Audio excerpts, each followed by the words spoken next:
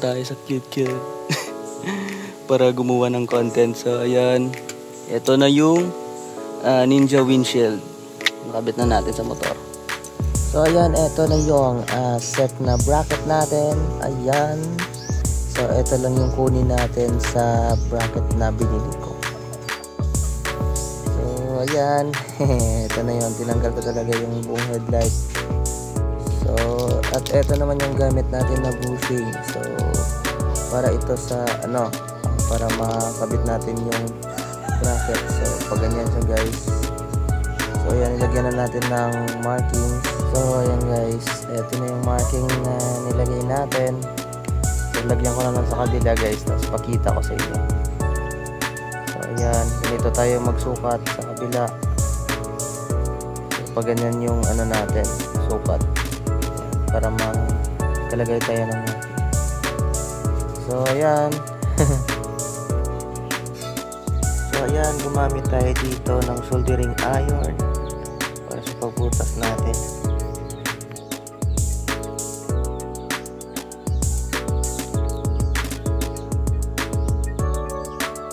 So ayan, ayan yung butas.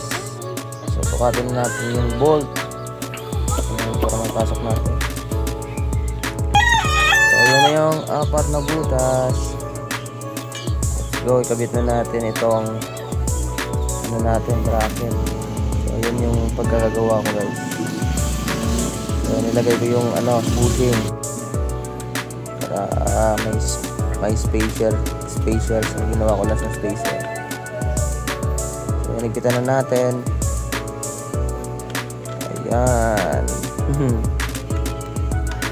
Ito lang yung mga diskarte na ginawa ko sa ating motor para makabit natin ng maayos. Kasi yung una kasi na siya malog siya, so hindi siya mahigpit. So ito yung ginawa nating paraan, mabisang paraan para ma-fix natin yung windshield. So ayan, katapos natin, ayan. So fast forward ko na. So nilagyan na natin sa kabila. Yun So ayan dito, gumamit tayo ng spacer ng side mirror. So ito yung ginawa natin. So ayan, dyan natin lagay yung. So dito naman sa likuran. So ayan na yung pagkagawa natin So dito sa likuran guys. So ayan, kailangan nyo talaga tanggalin yung headlight nyo at saka signal light. So ito na natin, mabilis ang tutorial lang to para sa inyo. So ayan na, konting higpit lang. Ayan. Diba? Madali lang siya gawin. Kailangan nyo lang talaga yung effort kayo sa pagbaklas. Kasi nahirapan ako sa pagbaklas So yun ang resulta. Nakabit na natin sa wakas.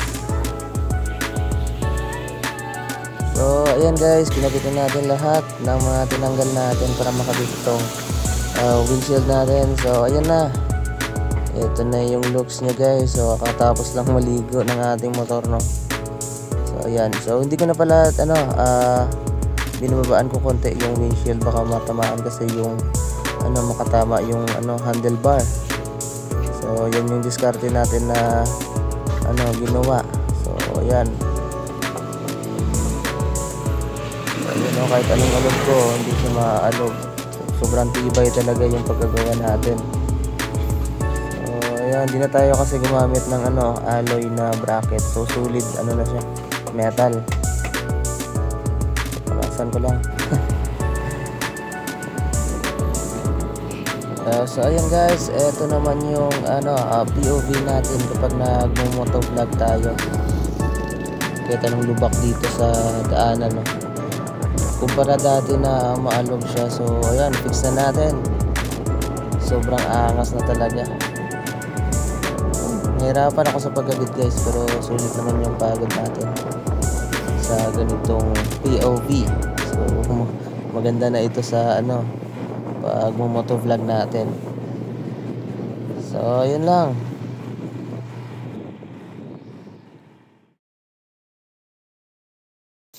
So ayan na guys, ito na yung windshield natin na nakabit na So nilagyan na siya natin ng NMAX bracket. So ayan yung bracket na ginawa ko. So ayan, panoorin nyo na lang kung paano ko yan nakabit. So ayan na siya, sobrang tibay niya na kumpara dati na alog-alog. Pero ngayon guys, okay na siya. So ayan naman yung looks niya sa kapag sa malayuan. So pwede na siya pang long ride kasi tibay na. So yun lang yung ginawa ko dito. Yan. Yan yung diskarte ko. At saka binutasan ko talaga para may pasok ko yung bracket. So ayan naman yung looks niya kapag nandito na sa harapan. So POV natin as a moto vlogger. So okay, so ayan, yan yung kabuuang setup natin. There you go.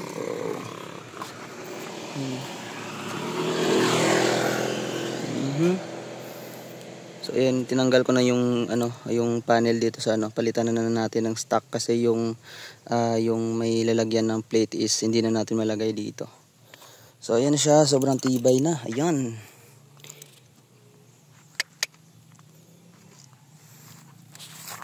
Ayan. Ilalagay ko na pala yung link sa description box guys para mabili nyo yung exact na pinagkunan ko nito. So yun lang. So yun lang guys, maraming salamat sa panonood ng tutorial natin. So sana magustuhan nyo itong video na to. Please like and subscribe my YouTube channel. So yun lang naman. Maraming salamat. Peace out.